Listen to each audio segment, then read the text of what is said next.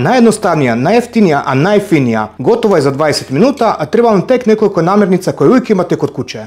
Ogolit ću 4 velika krumpira, oprati ih i izraziti na kockice. Ako je ovo prvi puta da ste na mom kanalu, pokazat ću vam kako na super brzi način isjeckate krumpir na kockice. Prepolovimo krumpir na pola,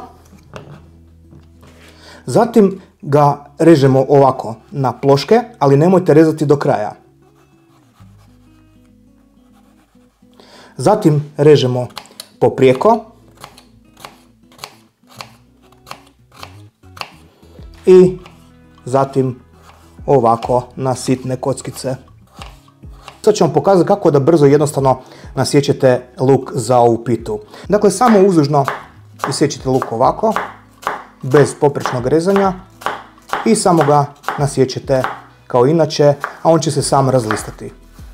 I prije nego što nastavimo dalje, možemo upaliti pećnicu i zagrijati na 200 stupnjeva. Zatim ću u jednu ovakvu posudu razbiti 2 veća jaja.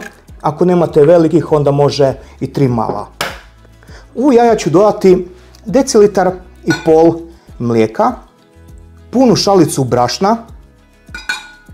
Sad ću to sve zajedno izmiješati. Iako sam radio ovu pitu stotine puta, ja ne znam kako je pravi naziv. One ko zna, molim vas, neka napiše dole u komentarima. I zatim ću tu smjesu dodati u krumpir i luk.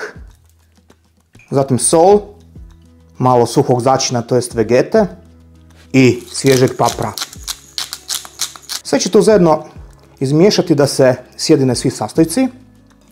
Evo, prije nego što natočim smjesu u tepsiju, bogato ću je namastiti sa jednim velikim komadom maslaca.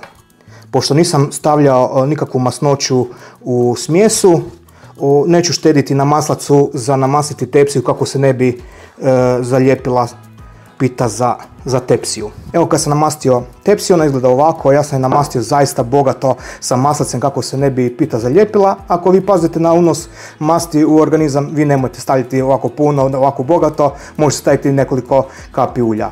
Recept za ovu pitu je nemoguće pogriješiti jer nema specifičnih mjera koliko ide čega u ovu pitu, međutim ja ću svejedno staviti u opis videa koliko sam čega stavio za one koji rade prvi puta da im bude lakše se orijentirati. Evo, dok se pita peče, iskoristit ću to vrijeme da napravim jedan lagani premaz za pitu.